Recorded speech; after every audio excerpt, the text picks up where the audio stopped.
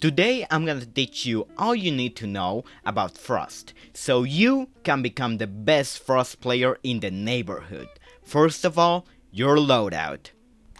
Frost can choose between two primary weapons, one being the Super 90, which is a semi-automatic shotgun, and the other one being the 9mm C1, which is a high damage, low fire rate submachine gun. Then we have her secondaries. For Frost, we can choose between the MK1 9mm, which is a pistol, or the IT-A12S, which is a hand shotgun. In most cases, you're gonna want to equip this loadout. As primary, the 9mm C1, aka her submachine gun. On that baby, you're gonna wanna slap a 1.5 sight for that crisp aim. A vertical grip because angled grip sucks booty cheeks. Extended barrel to kill everybody like they are wearing paper instead of a bulletproof vest.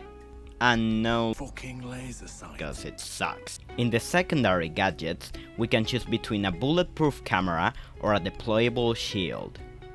On the secondary gadgets, you can be more versatile. Most of the time, you're gonna be picking the deployable shield. But if you don't need to know where to place it or just don't feel like bringing your deployable shield, feel free to choose the bulletproof camera. Just know that most likely your teammates will call you a psychopath when you do. After careful selection of the loadout, let's get into Frost Gadget. Frost Mat. So what is Frost Gadget? Frost Gadget is the welcome mat, also known as Frost Mats, or human bear traps, or ouchie wouchies. Okay, I made that last one up. But ouchie wouchies can be deployed anywhere where there's sufficient space and a flat surface on the floor. When an attacker steps on a frost mat, they get incapacitated. Attackers are able to destroy frost mats by shooting them or blowing them up. So why are frost mats actually good? Well, there's two main factors. The first one is because it forces the attacker to redirect their crosshair, because if they don't...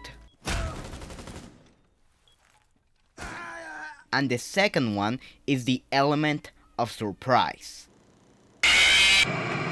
If you don't expect a human bear trap in the place that you're about to hop into, you're way more likely to... So how do we exploit these two main factors? And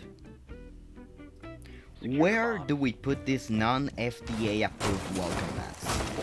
Under vaults are a great place to put our gadget, because even though attackers might expect it since it's the most common place for them, it still exploits the fact that attackers have to displace their crosshair, leaving them vulnerable.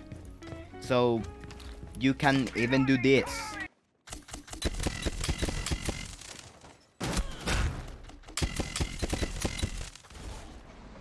Which is insane, because when attackers hop in, they have a choice to make. Either they shoot the frost mat and get shot up like a piece of cheddar cheese, or they shoot you and they die to the jigsaw contraption placed under their feet. Another great place to put them is at the top of stairs. This frost mat placement exploits the other factor in making your frost mats as effective as possible, the surprise factor. Because when attackers are going up the stairs, they preventively aim at the top of the stairs, and most likely won't notice the frost mat unless they have drawn it beforehand. One of my personal favorites, and a very effective placement to exploit the surprise factor, is hugging a breachable wall. The most common type of hard breach are vault breaches.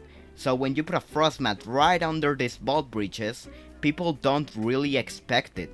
If you feel like being a rebel, you can even place frost mats in open hallways. But please be smart about it. Don't put your frost mats at the entrance of doors. When you put frost mats out in the open, use the same general idea than on the stair placement. put them in places that people naturally back into while being too preoccupied holding an angle to look at the floor. Frost is a very versatile character in terms of what role she plays in the team. You can play her as a roamer, an anchor, soft roamer.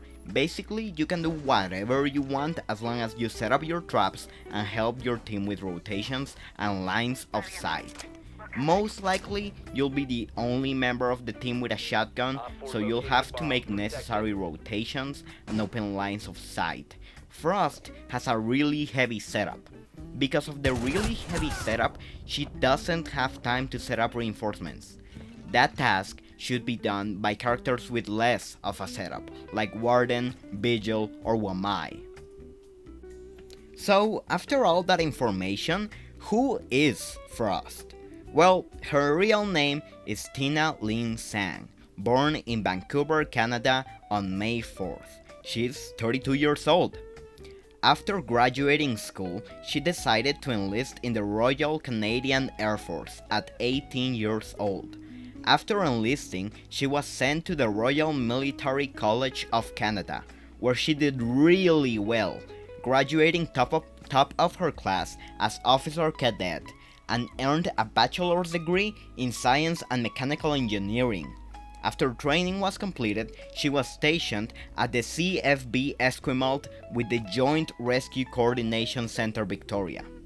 She did so great that she was on the primary search and rescue team, being top of her class and excelling over any of her peers. She was asked if she wanted to join the Joint Task Force 2, which is the best unit of counter-terrorism in Canada. When Team Rainbow was looking to recruit more members in 2016, they looked at the Joint Task Force 2, where they met both Frost and Buck. In conclusion, Frost is an A-tier character. She is a versatile character with amazing guns and even better utility, which is great at exploiting the surprise factor and crosshair placement, but can be mostly countered by proper droning of the frost mats and patience. Frost has a very heavy setup, so please don't be AFK in the prep phase. That's all I can teach you for now, so go on, be happy, and trap the shit out of those players. And that's the end of the video. If you made it this far, might as well just click that like button, maybe subscribe, and it would help a shit ton if you could write in the comments any suggestions, what I could get better at, or what operator would you like me to cover next. Thanks for watching.